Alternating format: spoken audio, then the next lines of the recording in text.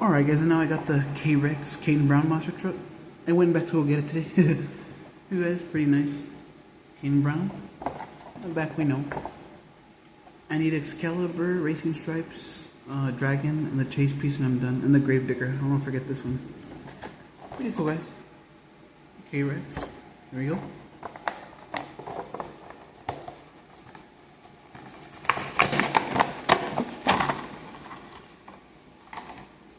Okay, here it is. Ooh, this is nice. Put a light on it because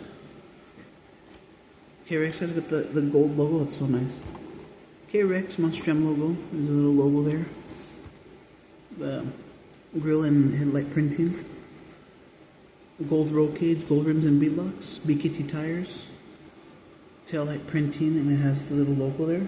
Bumper printing. That logo's gold, which is nice. The Monster Jam logo. The shiny black and the lights up here.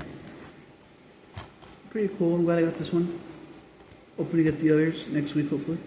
Like, subscribe, comment, show you guys more unboxings coming soon. Peace out. Hope you all enjoyed.